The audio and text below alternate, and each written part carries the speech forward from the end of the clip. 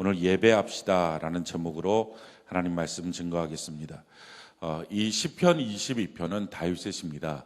다윗이 언제 이런 시를 쓰게 됐느냐? 1절, 2절에 이 시를 쓰게 됐던 상황이 나옵니다. 우리 같이 한번 읽어볼까요? 시편 22편 1절, 2절 같이 한 목소리 시작. 내 하나님이여, 내 하나님이여, 어찌 나를 버리셨나이까? 어찌 나를 멀리하여 돕지 아니하시오며 내 신음소리를 듣지 아니하시나이까? 내 하나님이여, 내가 낮에도 부르고 밤에도 잠잠하지 아니하오나 응답하지 아니하시나이다. 지금 절망 속에서 지은 시, 이것이 시편 22편입니다. 하나님이 나를 버린 것이라고 하는 그런 절망적인 상황입니다. 왜 이런 상황이 있느냐? 왜 그가 이렇게 고백할 수밖에 없었느냐? 두 가지 이유가 있었습니다. 6절, 7절 우리 같이 한번 읽어볼까요? 같이 한 목소리 시작. 나는 벌레요 사람이 아니라 사람의 비방거리요 백성의 조롱거리니이다. 나를 보는 자는 다 나를 비웃으며 입술을 삐죽거리고 머리를 흔들며 말하되. 자, 지금 다윗이 처해 있는 상황은 주변 사람들이 자기를 다 조롱하고 멸시하는 상황입니다. 그러니까 굉장히 마음이 고통스럽고 힘든 상황이죠. 두 번째, 이 다윗이 어떤 상황에 빠져 있었느냐? 12절부터 보니까 많은 황소가 나를 에워싸며 바산의 힘센 소들이 나를 둘러쌌으며 내게 그 입을 벌림이 찢으며 부르짖는 사자 같으니이다. 나는 물같이 쏟아졌으며 내 모든 뼈는 어그러졌으며 내 마음은 밀랍 같아서 내 속에서 녹았으며 내 힘이 말라 질그릇 조각 같고 내 혀가 입천장에 붙었나이다. 주께서도 또 나를 죽음의 진토 속에 두셨나이다. 지금 이 다윗이 고백하고 있는 내용들은 많은 황소가 나를 에워싸고 공격하는 것처럼 참 환경이 어렵고 힘든다는 것입니다. 지금 이 다윗이 하나님 앞에 절망적인 고백을 하면서 이 시를 쓰게 됐던 배경은 사람들은 조롱하고요, 환경은 너무 어려운 거예요. 둘러싸여 있는 거예요. 자, 이런 환경 속에서 다윗이 어떻게 합니까? 그 했던 내용이 22절이에요. 우리 같이 한번 읽어볼까요? 22절 같이 한 목소리 시작. 내가 주의 이름을 형제에게 선포하고 회중 가운데에서 주를 찬송하리이다. 내가 이런 상황임에도 불구하고 주의 이름을 형제들에게 선포하고 회중 가운데서 주님을 찬양합니다. 이게 무슨 말입니까? 내가 하나님을 예배합니다 라고 고백하는 거예요. 그러니까 예배를 선택하는 거예요. 사랑하는 성도 여러분, 여러분들에게 도전하는 여러 가지 문제가 있을 수 있습니다. 조롱하는 사람들이 있고요, 자기를 핍박하고 괴롭히고 참 말로 힘들게 하는 상황에 빠질 때도 있습니다. 또 어떤 때는 환경적으로 고달프고 답답하고 황소들이 자기를 에워싼 것 같은 그런 지경에 자기 자신이 빠질 때도 있습니다. 그런데 그런 때에 꼭 필요한 것, 이 다윗처럼 예배를 선택하는 은혜가 있기를 바랍니다. 그러니까요, 아무리 힘들고 어려워도 예배를 선택하면 다윗이 됩니다. 한번 따라해 볼까요? 내가 부족해도 아무리 힘들어도 아무리 어려워도 예배를 선택하면 나도 다윗이 됩니다. 이게 오늘 성경이 말씀하고 있는 거예요. 그러니까 다윗은요, 그냥 다윗이 아니에요. 우리가 다윗 같은 인생이라고 말할 때 참 여러 가지 다윗이 범죄한 일들도 많고 실수한 일들도 많습니다. 그럼에도 불구하고 그 다윗이 다윗같이 됐던 이유, 이렇게 힘들 때 예배를 선택하는 거예요. 그래서 다윗의 고백이 어떻습니까? 사무엘상 30장 6절 우리 같이 한번 읽어볼까요? 사무엘상 30장 6절 같이 한 목소리 시작. 백성들이 자녀들 때문에 마음이 슬퍼서 다윗을 돌로 치자 하니 다윗이 크게 다급하였으나 그의 하나님 여호와를 힘입어 용기를 얻었더라. 이게 다윗이에요. 저는 여러분들이 크게 다급해도 예배를 선택하는 은혜가 있기를 바랍니다. 아멘이십니까? 예배를 선택하면 여러분들이 다윗처럼 될 줄로 믿습니다. 우리가 다윗의 생애를 보면서 이 다윗의 생애는 결국 한 번도 지지 않아요. 질 것 같은데 안 집니다. 다윗의 생애는요, 지금까지 모든 인류 중에 제일 부자예요. 그러니까 헌금만 드린 게 600조라 그러잖아요. 600조. 그러니까 빌 게이츠가 지금 갖고 있는 돈이 한 100조 된다 그러죠. 100조. 근데 빌 게이츠가 그 100조가 자기 총 재산인데 다윗은 헌금만 600조를 드렸어요. 저는 여러분들이 이런 사람 되기를 바랍니다. 뿐만 아니라 다윗은 하나님의 마음에 드는 사람이라 그랬어요. 그 아들이 솔로몬이에요. 그 가계를 계속 이루어가는 거예요. 신앙의 명무감, 축복의 명무감은 왕가를 이루었어요. 어떤 사람이 목동으로 태어났던 그 사람이 무엇을 해서 크게 다급해도 다윗은요, 예배를 선택해요. 예배 선택한다는 게 이렇게 능력이에요. 오늘 이 시간에 여러 가지 일이 있어도 이 예배를 선택한 여러분들에게 이와 같은 은혜가 있기를 바랍니다. 그러니까 다윗이 됐던 이유, 예배를 선택하면 돼요. 어떤 상황에서도 저는 여러분들이 예배를 선택하는 은혜가 있기를 바랍니다. 자, 예배를 선택할 때 이 다윗이 어떤 각오를 갖는 거예요? 지금 자기 주변에 자기를 다 조롱해요. 멸시해요. 말로 힘들게 만들어요. 말만 아니라 환경도 너무 뒤죽박죽 정신이 없어요. 그런데 이 다윗이 뭐 하는 거예요? 지금 형제들 가운데, 다른 사람들 가운데 예배를 선포하는, 나 예배 드리겠습니다 라고 말하는 거예요. 그러면서 다윗의 마음속에 이런 기대를 갖는 거예요. 저도 여러분들 이런 기대를 가지면 좋겠어요. 자, 27절, 28절 우리 같이 한번 볼까요? 오늘 본문 말씀이죠. 시편 22편 27절, 28절 같이 한 목소리 시작. 땅의 모든 끝이 여호와를 기억하고 돌아오며 모든 나라의 모든 족속이 주의 앞에서 예배하리니 나라는 여호와의 것이요 여호와는 모든 나라의 주제심이로다. 이 고백을 갖고 있는 거예요. 자기를 핍박하고 괴롭혀요. 근데 자기가 거기서 예배를 선택해요. 그래서 이런 꿈을 꿔요. 당신도 하나님을 예배하게 될 거예요. 할렐루야. 뿐만 아니라 예배드릴 뿐만 아니라 당신과 나의 진정한 주인이 하나님이신 것을 알게 될 거예요. 이 꿈을 갖는 거예요. 저는 여러분들이 이 꿈을 갖고 어떤 상황에서도 예배를 선택하는 은혜가 있기를 바랍니다. 자, 그러면 우리가 선택해야 될 예배, 그것이 무엇입니까? 세 가지의 예배. 공적 예배, 개인 예배, 삶의 예배. 이 세 가지죠. 공적 예배라고 하는 것은 공동체가 드리는 예배, 이게 공적 예배예요. 우리 교회로 따지면 주일 1부 예배, 2부 예배, 지금 드리는 3부 예배, 또 셀 예배, 또 수요 찬양 기도 집회, 새벽 기도회, 이것이 공적 예배입니다. 이 공적 예배를 드리는 것은 우리가 다 아는 것처럼 하나님을 만나는 거예요. 예배 시간. 저는 이 시간 여러분들이 하나님을 만나기를 바랍니다. 자, 하나님을 만나면 그분이 우리의 주인이세요. 그러면 주인이신 하나님 우리를 만나면 뭐 하실까요? 성경은 말합니다. 우리에게 말씀하신다 그래요. 그러니까 이 예배 시간에 제일 중요한 것은 말씀을 듣는 거예요. 그러니까 말씀을 못 듣게 하는 모든 것은 다 마귀의 도전이라고 간주하는 것이 좋습니다. 다른 자기 안에 변명과 핑계가 있으면 평생 가도 마귀를 못 이깁니다. 그러니까 말씀 못 듣게 하는 건 다 마귀 도전이다 라고 생각하고 말씀을 집중해서 듣는 것입니다. 문제는 오늘날 기독교가 이걸 안 하는, 이 간단한 걸 안 하는 거예요. 안 듣고요, 들어도 기억을 안 하는 걸 당연히 여기는 거예요. 이게 제일 큰 문제예요. 종교개혁이 루터를 통해서 일어났어요. 종교개혁이 왜 일어났습니까? 이유는 가톨릭이 어떻게 했냐면은 초대교회, 왕성한 초대교회가 로마 카톨릭으로 바뀌어지면서 말씀을 자꾸 증거해야 되는데 말씀을 안 증거해요. 말씀을 가르쳐야 되는데 안 가르쳐요. 말씀을 보게 해야 되는데 안 해요. 그 당시 사제들이 어떤 생각을 했냐면은 성도들이 말씀을 보면 교만해질 거다. 더 잘난 척해서 가르칠 게 없을 거다. 이 생각을 했어요. 그래갖고 안 가르쳐요. 그래갖고 이 성경을 다 어려운 라틴어로 썼어요. 이게 지금 라틴어, 헬라어, 히브리어면 우리가 어떻게 예배를 드리겠습니까? 큐티하십시오. 와, 그러면 이게 보통 문제 아니잖아요. 근데 그렇게 해놓은 거예요. 이걸 다 라틴어로 써놓은 거예요. 그리고 다른 말로 자국어로 안 바꿔놨어요. 그러고서 뭘 했느냐? 칠성례라고 하는 걸 만들어놨어요. 지금도 가톨릭은 이 칠성례를 해요. 이 칠성례라는 게 뭐냐면은 태어난 거 미사를 드리고요. 뭐 결혼하면 뭐 혼인 미사 드리고 뭐 이런 식으로. 그러니까 7번의 예배를 제대로 드리면 천국 간다는 거예요. 이게 칠성례예요. 그러니까 태어날 때부터 마지막 죽을 때 임종하는 미사까지 이 7번의 예배만, 그러니까 평생에 걸쳐서 7번만 예배 똘똘하게 드리면 그럼 천국 간다는 거예요. 무지하게 쉽잖아요. 그러니까 성경 말씀 몰라도 돼요. 그러니까 뭐라고 하는지 그냥 설교도 라틴어로 한 거예요, 다. 하나도 못 알아들어요. 그냥 그렇게 하고서 앉아있다가 졸다 깨다 그러다가 칠성례를 내 평생에 드리고 나면, 그러니까 죽으려고 숨 깔딱깔딱 넘어가면 빨리 신부님을 오라 그래야 돼요. 임종 미사를 드려야 돼요. 이게 칠성례. 이걸 하면 천국 가는 거예요. 이걸 하면 그리스도인이에요. 그래서 사람들이 너무 영적으로 무식하니까 뭘 했느냐, 이런 사람들한테 그래도 천국 가는 거, 너 조상들은 칠성례를 못하고 죽었을 수 있으니까 그 조상들을 위해서 지옥에 있으면 천국으로 보내야 되지 않겠냐 해서 면죄부를 팔기 시작했어요. 이게 장사가 무지하게 잘 된 거예요.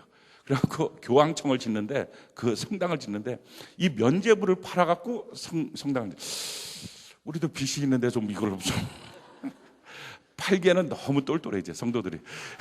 하도 성경을 읽으라 그래갖고 이분들이 팔아도 한 개도 안 팔릴 것 같아. 그러니까 이 면죄부를 판 거예요. 그때 사제였던 루터가 보니까, 성경을 보니까 말도 안 되는 짓을 하는 거예요. 그래서 이건 아닙니다 하고 성전 앞에다가 붙여놨어요. 99개 항. 그게 종교개혁의 시발점이었어요. 그래서 종교개혁의 핵심이 뭐예요? 오직 성경으로 해요. 칠성내 이런 게 아니다. 성경을 보니까 이런 거 한다고 해서 구원받고 천국 가는 게 아니라 오직 성경을 읽고 성경을 들어야만 된다. 봐야 된다. 그 말씀대로 따라야 된다. 그러면서 그 당시에 나왔던 것이 인쇄술이 발달하고 번역술이 나와서 독일어로 이 라틴어 성경을 번역했어요. 그래서 사람들의 손에 성경이 쥐어졌어요. 그 성경을 보기 시작했어요. 이게 종교개혁이에요. 그렇게 해서 세워진 게 프로테스탄트, 반항하는 자들, 뭐에? 로만 가톨릭에 대해서 이런 말도 안 된다. 성경을 봐야 된다. 이게 개신교라고요. 문제는 오늘날 종교개혁이 또 필요해요. 성도들이 지금 어떻게 변질되고 있어요? 예배 잘 드리고 가면 내 생활에 복 받는다 이거예요. 칠성내랑 똑같아요. 그러니까 하나님의 말씀이 뭔지, 예배가 뭐예요? 하나님과의 만남이에요. 저하고 박혜월 지사님하고 만나요. 만나갖고 가만 서로 얼굴만 쳐다보고 1시간 앉아있다가 가요. 그럼 왜 만났지 하는 생각 들지 않겠어요? 우리 왜 만난 거지? 목사님 왜 나를 보자고 한 거지? 당연하지 않겠어요? 만나갖고 지사님 이렇게 얘기를 해야, 아, 그것 때문에 만나자고 하셨구나, 이게 되는 거예요. 모든 만남에는 말이 있어야 돼요. 말이 없이 만났고 계속 눈만 말똥말똥 쳐다보다가 집에 갔어요. 계속 궁금하지 않겠어요? 날 왜 만났지? 왜 만났지?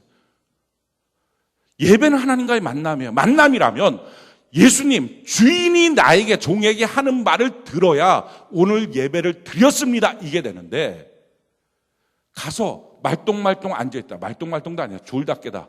이렇게 하고 있다가 집에 가요. 그러고서 뭐래요? 오늘 주일 성수했습니다. 칠성내, 로만 가톨릭.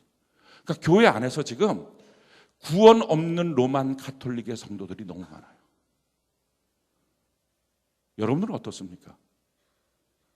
말씀을 들었습니까? 오늘 예배 나온 이유를 알았습니까? 왜 주님이 나를 불러주셨구나를 알았습니까? 그리고 그 말씀을 갖고 내가 한 주간 잊어버리지 않고, 얼마나 우리를 잊어버리게 만드는 것들이 너무 많을 거 아니에요.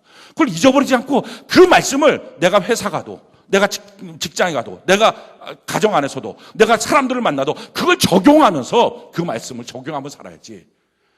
이게 오직 성경으로, 이게 성도인데, 이게 예배 드린 사람의 삶인데, 그게 없는 인생을 부끄러워도 안 해요. 그리고 예배 드렸대요.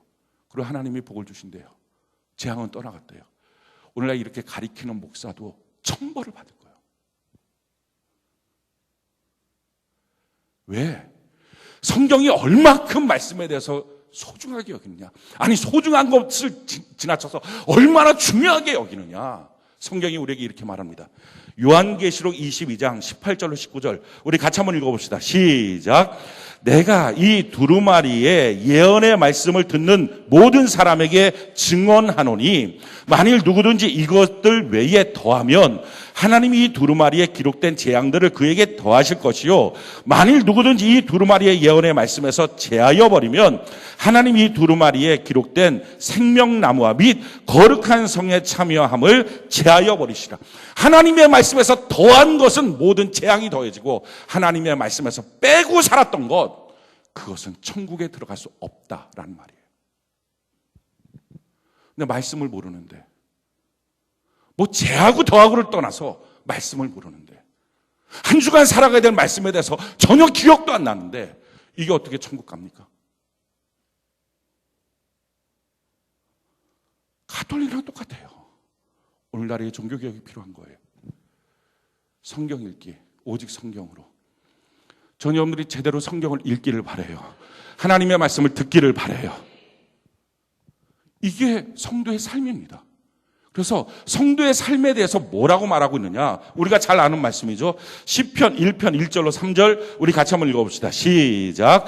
복 있는 사람은 악인들의 꾀를 따르지 아니하며 죄인들의 길에 서지 아니하며 오만한 자들의 자리에 앉지 아니하고 오직 여호와의 율법을 즐거워하여 그의 율법을 주야로 묵상하는도다. 그는 시냇가에 심은 나무가 철을 따라 열매를 맺으며 그 잎사이가 마르지 아니함 같으니 그가 하는 모든 일이 다 형통하리로다. 자, 제일 처음에 전제 조건이 뭐예요? 복 있는 사람이라는 전제 조건이에요. 복 있는 사람이 누굽니까? 저주가 떠나간 사람, 예수님을 나의 개인의 구세주와 주님으로 믿고 고백하는 사람. 이 복 있는 사람은 어떻게 살아야 된다고요? 주야로 여호와의 율법, 여호와의 말씀을 자꾸 묵상하라. 기억해야 된다. 그래서 기억함으로 뭘 해야 돼요? 악인의 꾀, 죄인의 길, 오만한 자의 자리에 너가 선택하여 들어가지 않아야 된다. 그럼 뭐가 있다고요? 영적으로는 사시사철 열매를 맺는, 때를 따라 열매를 맺는 그 열매가 있게 되고, 할렐루야. 육적으로는 형통한 삶을 살게 될 것이다 라고 성경이 말하고 있다고요. 하나님의 말씀을 기억하고 자기 삶 속에 적용하고. 어떤 분들이 이럴 겁니다. 말씀을 어떻게 적용하죠? 말씀을 기억하고 묵상하고 말씀을 자꾸 주야로 묵상하다 보면 어떻게 적용해야 될지는 말씀이 나를 이끌어가요. 그걸 기억도 못하는데 뭘 어떻게 적용할까를 먼저 고민하십니까? 기억해야 돼요. 문제는 이거예요. 두 가지가 있는데, 한 가지는 강단에 선포되는 말씀을 하나님의 말씀으로 안 보고 목사님의 설교로 들어요. 성경이 우리에게 이렇게 말합니다. 데살로니가전서 2장 13절 우리 같이 한번 읽어봅시다. 시작. 이러므로 우리가 하나님께 끊임없이 감사함은 너희가 우리에게 들은 바 하나님의 말씀을 받을 때에 사람의 말로 받지 아니하고 하나님의 말씀으로 받음이니 진실로 그러하도다. 이 말씀이 또한 너희 믿는 자 가운데서 역사하느니라. 사람의 말로 받지 않고 하나님의 말씀으로 받으니 진짜 그게 맞는 거다라는 말씀이에요. 사람들이 사람의 설교를 들어요. 그래서 이렇게 말합니다. 목사님 오늘 은혜 많이 받았어요. 무슨 목사님이 은혜를 줘요? 무슨 은혜를? 제가 십자가에 못 박히려 했습니까? 피를 흘렸습니까? 예수님의 은혜죠. 그리고 예수님께서 목사라고 하는 사람을 세워서 예수님의 말을 그에게 줘서 전달하게 한 것뿐이죠. 그러니까 쉽게 말하면 스피커예요. 그러니까 목사님 은혜 많이 받았습니다가 아니라 하나님의 말씀에 은혜를 받았습니다. 하나님의 말씀에 명령을 들었습니다. 내가 그렇게 순종하겠습니다. 이게 정상적인 반응입니다. 그런데 하나님의 말씀으로 안 받고 목사님의 견해로 들으니까 왜 그런 문제가 생깁니까? 그렇게 듣다 보니까 자기하고 안 맞으면 목사님의 뜻이니까 라고 생각해요. 그걸 하나님의 명령으로 듣지 않고. 또 한 가지, 신앙생활을 할 때 우리 안에 붙어있는 군더더기가 있어요. 처음부터 신앙생활에 군더더기가 있진 않아요. 그런데 맨 처음에 내가 출석한 교회에서 들은 신앙의 행습이 있습니다. 그 행습을 다 따라한 것도 아니에요. 몇 개 내가 할 만큼만 했어요. 근데 그게 자기 안에 붙은 거예요. 이게 붙어갖고 그 다음부터는 그 신앙 행습으로 어디를 가면 거기서 그거를 해요. 그거랑 맞으면 괜찮은 것 같고 그거랑 안 맞으면 좀 이상하다고 생각하고, 그러다 거기서 좀 감동받아서 한두 개를 더 해요. 이렇게 몇 군데를 다니다가 오면 이게 신앙인지 자기 고집인지 아닌지 구분이 안 되는 이상한 걸 붙잡고 있어요. 중요한 것은요, 지금 내가 알고 믿고 행하는 것이 성경인지를 질문해 봐야 돼요. 성경이 아니라면 왜 따라합니까? 성경인지를 점검해 봐야 돼요. 자기가 뭔가 주장하는 거, 그렇게 안 해도 되잖아요 라고 말할 때는 안 해도 된다는 성경적 근거가 있어야 돼요. 분명한 성경적 근거가 없이 자기가 하던 대로 하겠다고 하는 것처럼 위험한 게 없어요. 성경은 우리가 행하는 악을 이렇게 표현하고 있어요. 우리가 두 가지 악을 행하고 있다는 거예요. 예레미야 2장 13절 우리 같이 한번 볼까요? 예레미야 2장 13절 같이 한 목소리 시작. 내 백성이 두 가지 악을 행하였나니 곧 그들이 생수에 근원되는 나를 버린 것과 스스로 웅덩이를 판 것인데 그것은 그 물을 가두지 못할 터진 웅덩이들이니라. 자, 먼저는 예수 믿지 않는 사람들, 자기 인생에 무엇인가 복을 받기 위해서 자기가 웅덩이를 파요. 하나님을 버리고 우리의 은혜의 샘물 대신 하나님을 버리고 자기가 파는 거예요. 근데 그건 은혜 가두지 못한다. 그 축복도 없다라는 말씀이고, 또 한 가지는 교회 안에서도 똑같아요. 지금 하나님이 내 삶에 열매를 주고 형통을 주겠다. 무엇으로? 복 있는 사람은 말씀 묵상해야 그게 있다라고 하는데 이걸 안 하고요. 자기가 알고 있는 자기 방법대로 난 금식해서 복 받아야지. 난 전도해서 복 받아야지. 나는 교회에서 성가대하고 찬양해서 복 받아야지. 지 나름대로 웅덩이를 파는 거예요. 그리고 그 웅덩이를 파면서 거기서 복을 받을 줄 알아요. 아니 왜 성경대로 안 하냐고요. 모르는 건 모르지만 아는데 왜 안 하냐고요. 그건 신앙이 아니고 고집이에요. 우리가 이 고집 때문에 망해요.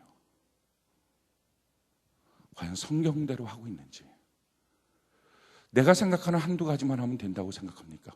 아니잖아요. 그러면서 우리는 우리 나름대로 그냥 자기가 하던 대로 하면서 복을 받는 줄 알아요. 어떤 사람 문제만 터지면 무조건 기도원에 가요. 그리고 기도하면 복을 받는 줄 알아요. 정말 그러냐고요. 어떤 사람 뭐만 터지면 헌금만 많이 들으면 물질 문제 해결될 줄 알아요. 진짜 그러냐고요. 아니 왜 성경대로 안 하고 자기가 하던 대로 하고 있냐고요. 성경이 뭐라고 하는지에 대해서 전혀 알지도 않고. 그러니까 신앙이 아닌 거예요. 예수님이 우리의 주인인데 주인 되신 예수님을 인정을 안 하고 그분의 명령 앞에 귀담아 듣지도 않고 자기가 자기 마음대로 행하는 자기가 주인 되는 삶을 살고 있다는 거예요. 제가 모태신앙입니다. 그러니까 누구보다도 이런 전통이 많겠죠. 내가 행했던 나의 행습들이 많겠죠. 근데 저는 그 행습 때문에 성령 하나님을 만나지 못했어요. 30살까지. 목사의 아들로 또 전도사로 살면서도. 저는 그 행습 때문에 30살이 될 때까지 제대로 방언도 못했어요. 저는 그 행습 때문에 교회 생활 제대로 못했어요. 아니 제대로 안 해도 되는 줄 알았어요. 30살의 제 인생의 모든 것이 다 왕창 무너져 버렸어요.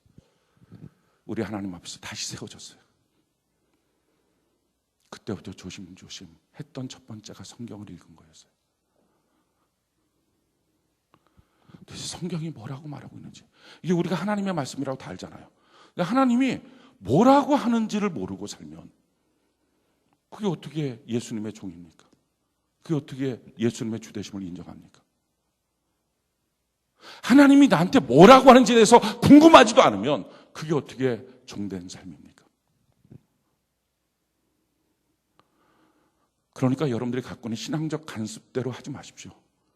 전에 배웠던 대로 하지 마십시오. 과연 지금 이 일에 내가 어떻게 해야 되는지에 대해서 성경을 보십시오. 아니면 주일날 말씀을 들으십시오. 내가 무엇을 해야 됩니까? 궁금해서 물으십시오. 거기서부터 우리 신앙은 제대로 시작할 수 있습니다. 공적 예배가 뭐 하는 거예요? 하나님과의 만남이에요. 저는 오늘도 여러분들이 공적 예배를 드렸다면 하나님과의 만남 가운데 주 되신 예수님이 종인 나에게 하신 말씀을 분명히 알고 가는 은혜가 있기를 바랍니다. 그렇지 않은 예배를 형식적 예배, 종교적인 신앙생활이라고 말합니다. 생명 없는 신앙생활.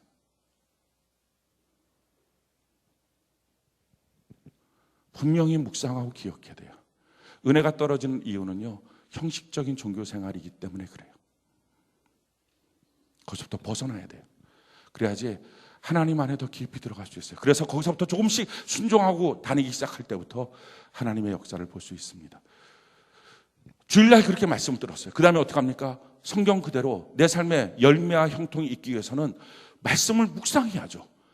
제가 봤을 때 묵상할 수 있는 가장 좋은 방법, 그 말씀에 대한 간증문을 쓰는 거예요. 간증문 그냥 안 써져요. 경청하고 예배 드려야 되고요. 또 다시 들어야 되고요. 글 써야 되고요. 글 쓸 때 다시 생각하고요. 그리고 글을 올리고요. 올릴 때 그냥 올립니까? 몇 번씩 자기가 읽어봐요. 읽어보면서 자기 안에 마음에 막 새겨요. 그냥 올리지 못하니까 혹시 잘못 쓴 거 있나, 오타 있나 이런 거 따져보면서 그래갖고 해요. 올리고 나면 궁금하니까 다른 사람 거 또 봐요. 그래갖고 자꾸 은혜의 반복이 돼요. 어떤 사람은 은혜, 하나님 말씀 기억이 안 난다고. 묻습니다. 몇 번 듣고 몇 번 읽고 몇 번 생각했습니까? 딸랑 주일날 와서 집중하지 못하는 예배 한 번? 그래도 기억나면 그가 천재죠. 그렇게 사는 사람 없어요. 저도 성경을 지금 150독, 160독, 170독을 해도 그렇게는 기억이 한 개도 안 나요. 일단 설교를 하려고 그러면 이걸 3주 전에 설교 준비를 하거든요. 저는 주일날 설교를 3주 전에 합니다. 그러고 나서는 일주일 전에 또다시 합니다. 그러고 나서는 수요일날, 목요일날, 금요일날, 토요일날 계속 반복해서 설교 준비를 합니다. 그러니까 이 설교 준비 한 번 할 때 그냥 그것뿐만 아니라 설교 준비하고 난 다음에 계속 안 보잖아요. 이게 안 보는 게 위로부터 막 뭐가 쪽쪽쪽쪽 오는 게 아니라 다 외운 거, 이게 다 외운 거. 어떤 사람, 와, 목사님 머리 좋네. 아, 쓸데없는 얘기 하지 마십시오. 이게 무슨 머리 좋아서 될 일입니까? 그만큼 반복하는 거예요. 계속 생각하고. 목양실에서 제가 하는 일이 이거예요. 계속 목양실 탑돌이 하고 있어요. 거기 돌면서 계속 설교하는 거, 묵상. 제가 볼 때 제 느낌상 한 100번은 하는 것 같아요. 그러니까 설교자도 그 정도 하는데 그렇게 안 하면서 기억이 안 난다고요? 그러니까 이게 하나님의 말씀에 대한 근본적인 경외심이 없는 거예요. 그 말씀대로 순종하고 싶다가 없는 거예요. 아니, 내 마음에 새겨지고 기억되지 않는 말씀을 무슨 재간에 순종합니까? 순종을 못하는데 가정에 간들, 회사에 간들, 어디에 간들 어떻게 그곳에 변화가 있습니까? 아니, 빛이 있으라라고 선포할 때 빛이 있는 거지. 아무것도 선포도 없고 아무것도 행함도 없는데 어떻게 그 땅이 바뀌어져요? 너무 신비적인 기독교예요. 너무 미신적인 기독교예요. 이걸 다 바꿔야 됩니다. 그래서 그렇게 해서 여러분들 간증문 쓰는 것 말고 더 잘 하나님의 말씀을 묵상할 수 있는 방법이 있다면 그걸 하십시오. 꼭 간증문을 써야만 된다, 이건 아니에요. 쓰는 것보다 더 좋은 건 아직 몰라요. 있으면 혹시 가르쳐 주시면 제가 그걸 이제 하도록 할 거예요, 성도들한테. 어찌됐든 어떻게 하든지 다 묵상되는 거. 자, 그걸 하고 그 다음에 어떻게 합니까? 수요일날 저녁에 와서 찬양하고 기도하는 거예요. 뜨겁게 찬양하고 기도해서 말씀에 불을 붙여야죠. 그래야지 순종할 수 있는 능력이 생길 거 아니에요. 그러고 난 다음에 목요일날 우리 전도하고 성경 기도하고, 그렇게 하고서 금요일날 셀 나눔을 하는 거예요. 우리가 그동안에는 셀 나눔을 할 때는 말씀을 나누라 그랬어요. 다른 건 나누지 말고. 왜냐하면 우리가 이 말씀 묵상하는 방법들을 아직 시도하기에는 큐티 하나 정착시키는 것도 어려웠기 때문에 그걸 다 해라, 이게 성도들이 그냥 거품 몰고 쓰러질 것 같아갖고 그냥 말씀을 나누는 것, 그것으로 다시 묵상하는 기회를 삼았던 거예요. 근데 이제는 돼요. 지난주에는 65명 간증문 쓰고 이번 주에 75명이에요. 기도하고 있어요. 다음 주에는 100명. 쓸 사람 손 한번 들어봅시다. 쓸 거다. 나는 다음 주에 반드시 간증문을 쓰겠습니다. 이걸 세봐야 되겠어. 이게 100명이 되나. 그렇지. 안 쓰면 나 박정희 사님한테 금요일날 전화할 거예요. 둘 중에 하나예요. 쓰든지 아니면 설교를 몽땅 외워서 제가 금요일날 전화했을 때 바로 탁탁탁 나오대. 관등성명 되듯이. 아시겠죠? 제 전화 씹으면 안 돼요. 주일날 저를 어떻게 보려고.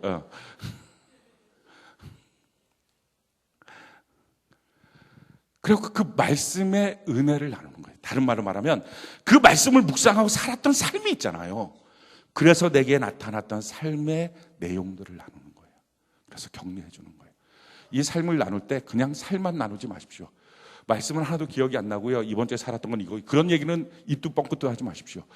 말씀을 묵상한 상태에서 삶을 나누는 거예요. 또 이렇게 하면 나 같은 경우는 그런 것도 없으니까 셀 모임도 안 갈 거야. 제발 그렇게 청개구리처럼 하지 말고 참석해요. 정 아니면 패스 하고서 듣기라도 해요. 그리고 다음 주에는 제대로 해야지. 이거라도 하시라고요.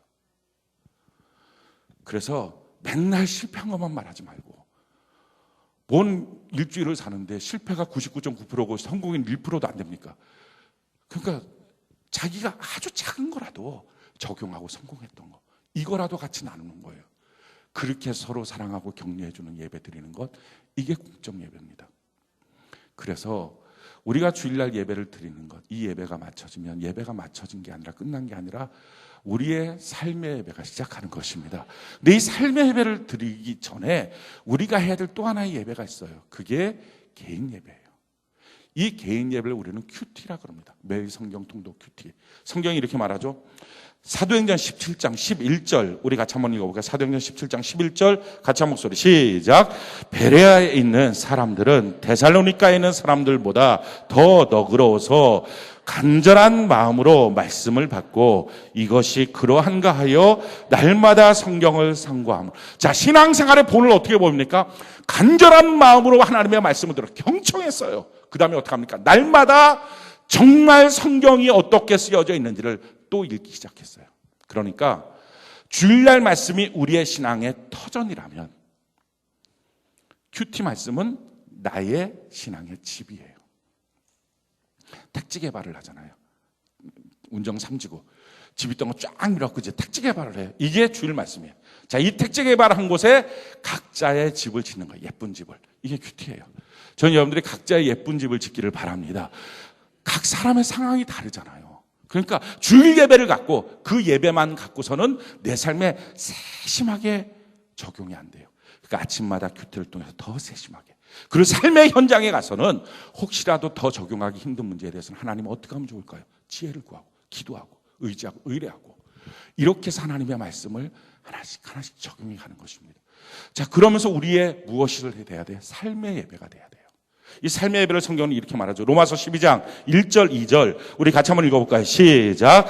그러므로 형제들아 내가 하나님의 모든 자비하심으로 너희를 권하노니 너희 몸을 하나님이 기뻐하시는 거룩한 산 제물로 드리라.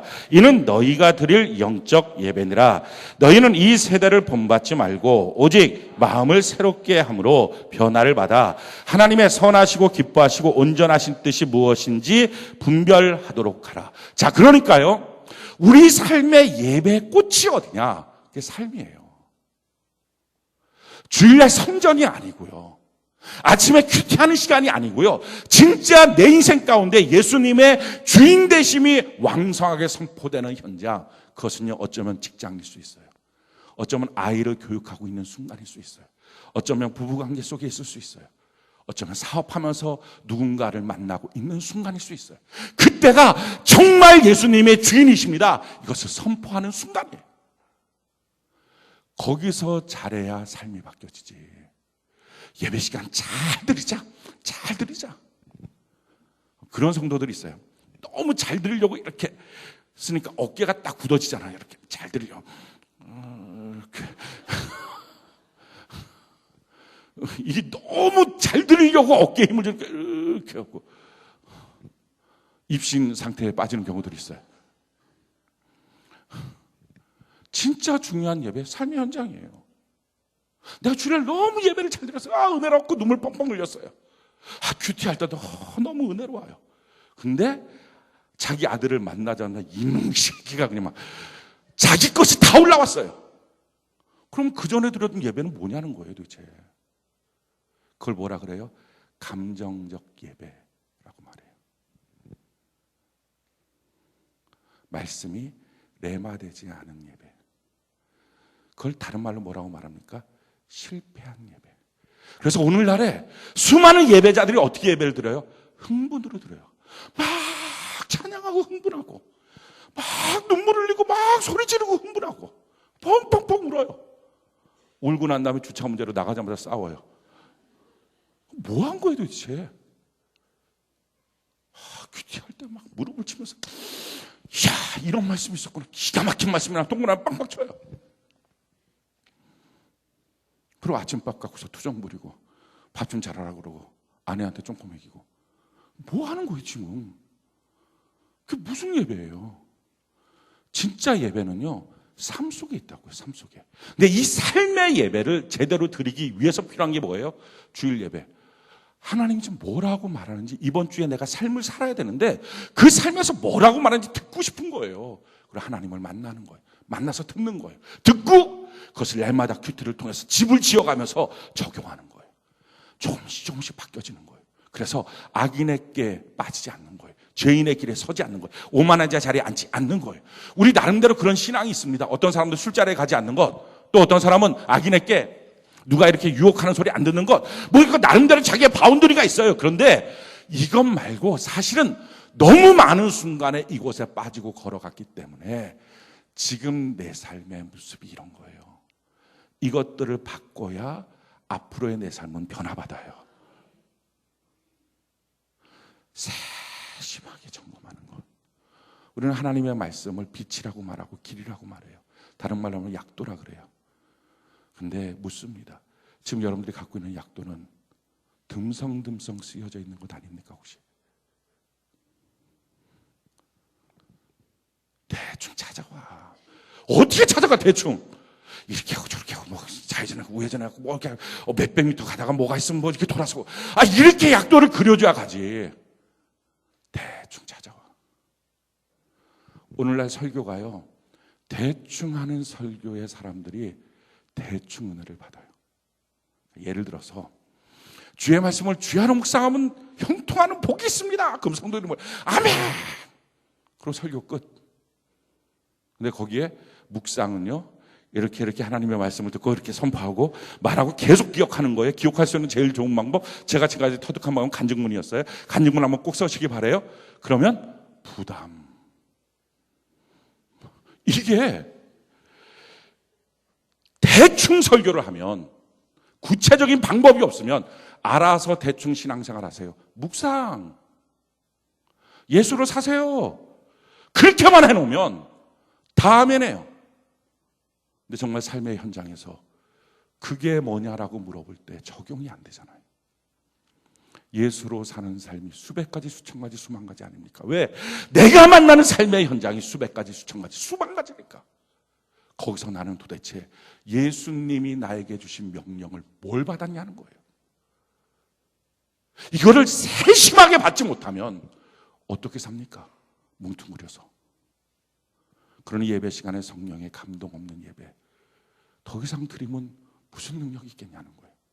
그러니 예배 시간에 졸면서 드리는 예배가 어떻게 능력이 되겠습니까?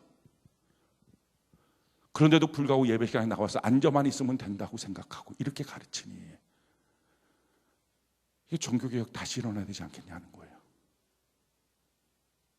예배는 굿하는 게 아닌데 이번 한 주간 내가 살아가야 될 내게 주신 명령이 뭔지, 날마다의 큐티를 통해서 내게 주신 명령이 뭔지 그걸 갖고 내 삶을 사는 거예요. 어떻게 살라고요? 너희를 권하노니 너희 몸을, 내 몸을 갖고 하나님이 기뻐하시는 거룩한 산 제물로 나를 드려야 된다.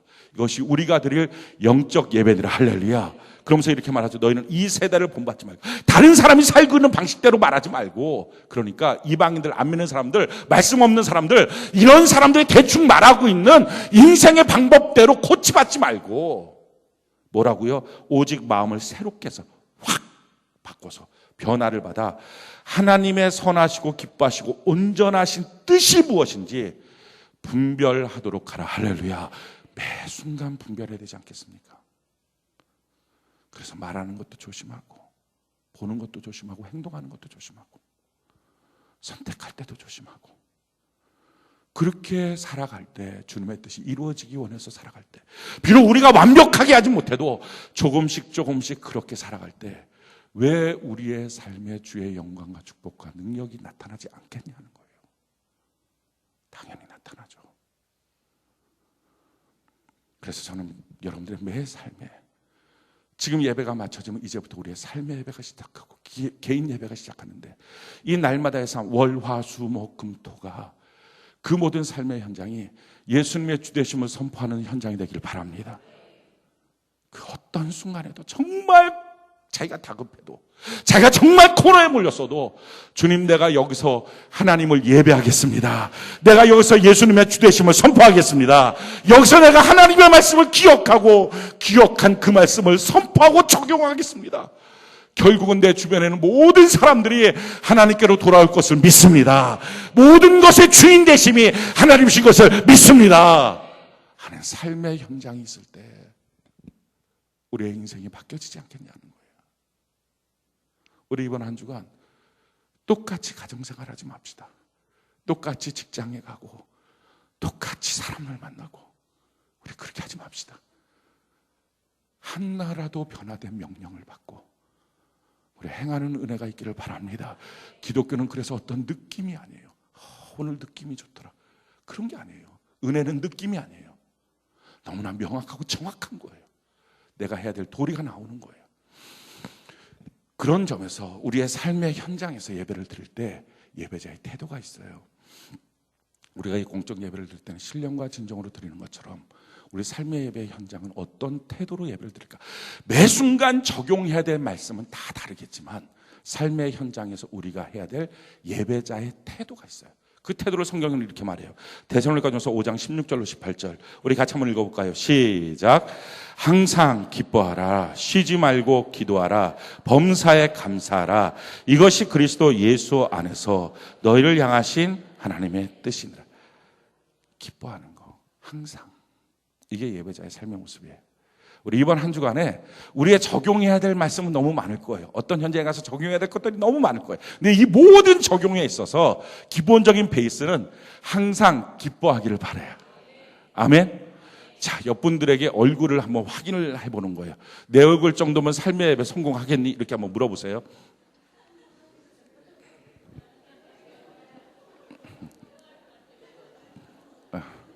어떻게 성공할 것 같습니까? 자기들끼리 아멘한다고 되는 건 아니겠지만 아무튼 성공합시다.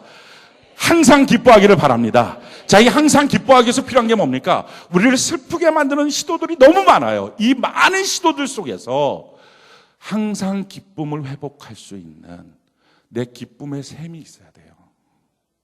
그게 성도의 능력이에요. 막 힘들거려도 그래, 이거 하나 붙잡으니까 난 다시 웃네. 이게 있어야 돼. 이게. 그게 뭡니까? 네. 그게 뭐예요? 그거 아무리 힘들어도 그래도 이거 하나 붙잡으니까 난 그래 다시 웃네. 어떤 겁니까? 교회. 또 어떤 분은요, 어떤 사람은 자기 아들 얼굴 보면서 그래 널 보면서 소망이 있다 이렇게 하는 사람도 있고, 저금 통장 꺼내보면서 그래 감사하다 이런 사람도 있고, 뭐가 있을 거예요. 그런데 이게 항상 기쁨의 셈이 되진 않아요. 가끔 기쁨은 되지만 우리의 진짜 항상의 기쁨, 그것은 예수님이에요. 그래서 성경이 우리에게 이렇게 말하면 빌립보서 4장 4절 우리 같이 한번 읽어봅시다. 시작. 주 안에서 항상 기뻐하라. 내가 다시 말하노니 기뻐하라. 그래, 주 안에서 기뻐할 수 있어요. 근데 이 말씀에 동의가 안 되는 분들이 있을 거예요.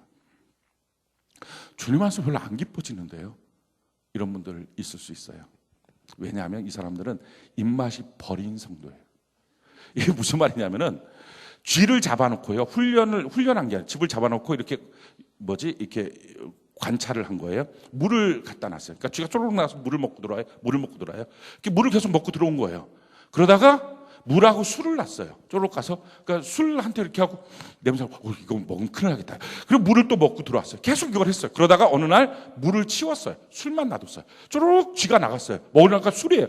이건 먹으면 안 되네. 다시 돌아왔어요. 이렇게 몇 번 하다가 목이 너무 말라요. 그러니까 먹은 거예요. 처음에는 쓰다 이렇게 한 거예요. 근데 쓰다 이러다가 어느 날부터 이게 된 거예요. 그 다음에 술하고 물을 같이 놨어요. 그랬더니 이 쥐가 쪼록 나가서는 물을 냄새 맡고 이건 맛이 없어. 술이 맛있어. 이거 뭐라 그래? 입맛 버린 쥐예요. 예수님이 있었어요. 너무 행복하고 좋았어요. 근데 어느 날 세상과 예수님이 같이 있었어요. 그래도 난 예수님이 좋아요. 근데 어느 날 내 눈에 예수님이 잘 안 보여요. 이게 뭐예요? 지금 시험 든 거죠. 왜 이런 시험이 들어요? 자꾸 자기의 예배가 흔들리니까. 그러니까 흔들리다 보니까 예배가 점점 무너지면 은혜가 점점 소멸해요.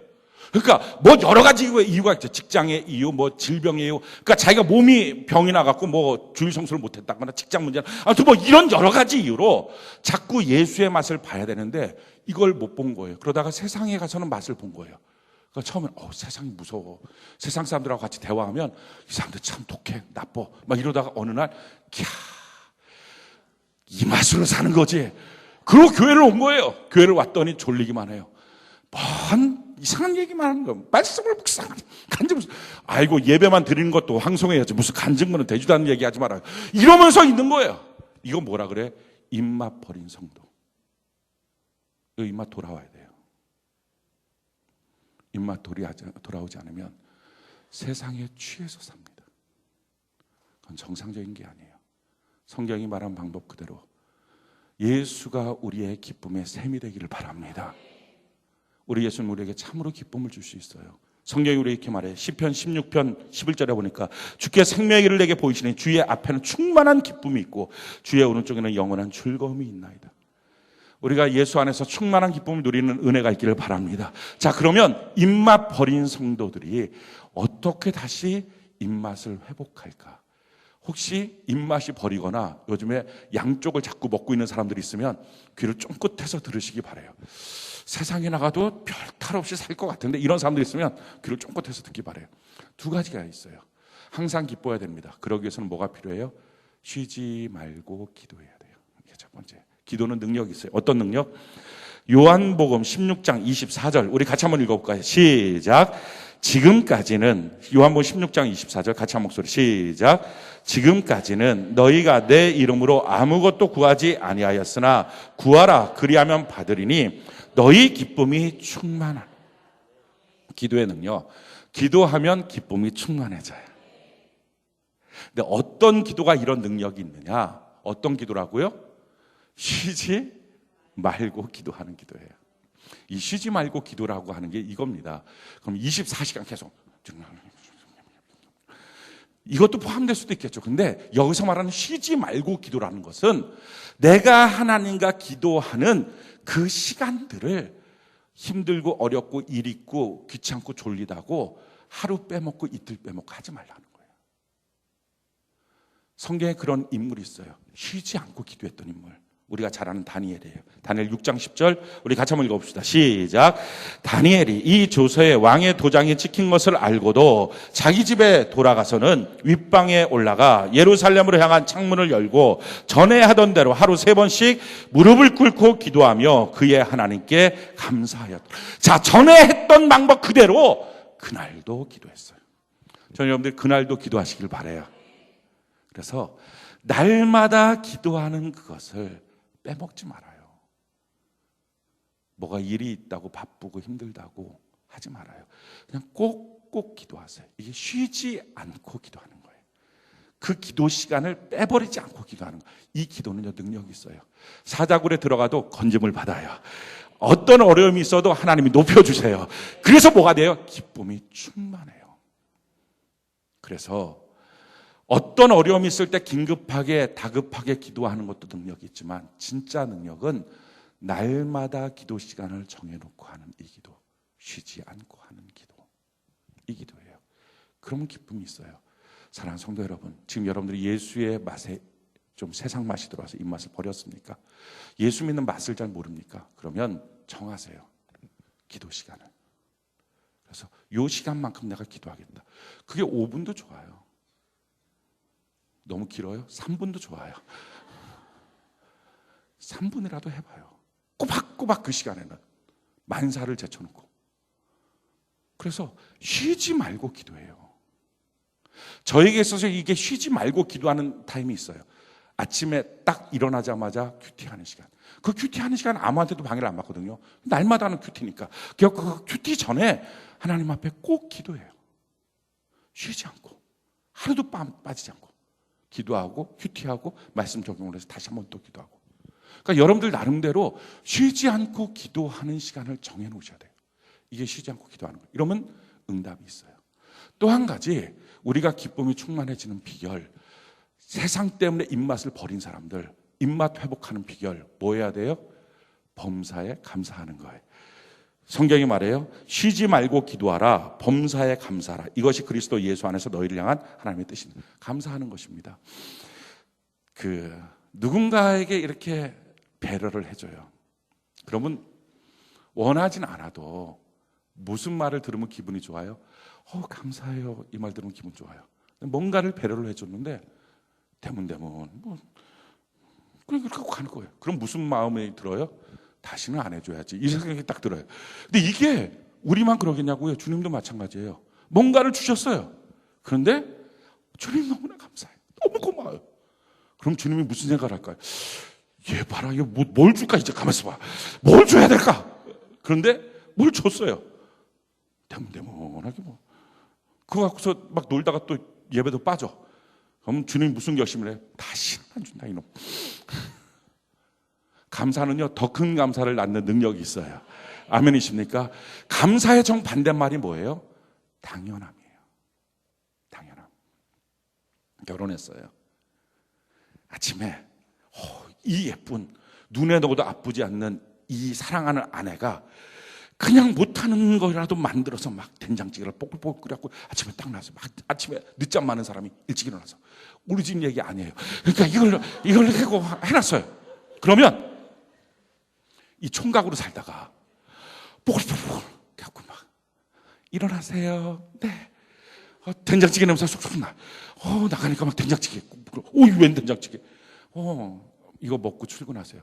와. 일단 맛이 있고 없고가 없어요. 그냥 수저가 아직 입에 들어가지 않아. 맛있다. 이렇게 먹어요. 너무 고맙다고, 감사하다고. 고마워요. 정말 맛있었어요. 감사해요. 그런데 5년쯤 지나요. 아침에 뽀글뽀글 된장찌개 끓여요. 또 된장찌개야.